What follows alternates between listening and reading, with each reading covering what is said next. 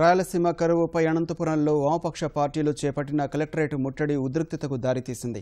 సీమ జిల్లాల్లో నెలకొన్న కరువు పరిస్థితులపై ప్రభుత్వం తక్షణం స్పందించాలంటూ సిపిఎం, సిపిఐ నేతల ఆధ్వర్యంలో కలెక్టరేట్ ఎదుట 48 గంటల బైఠాయింపు నిర్వహించారు.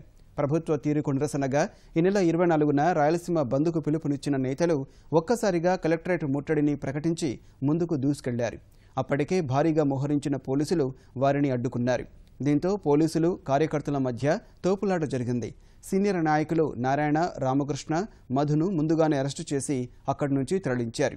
కడప జిల్లా సిపిఐ నేత ఈశ్వరయ్యను పోలీసులు లాగిపడేయడంతో రహదారిపై సొమ్మసిల్లి పడిపోయారు. ఆయన్ని అత్యవసర వైద్యం కోసం ప్రైవేటు ఆసుపత్రికి తరలించారు. ఈ ఘటనతో కలెక్టరేట్ వద్ద అరగంట పాటు ఉద్రిక్త వాతావరణం నెలకొంది.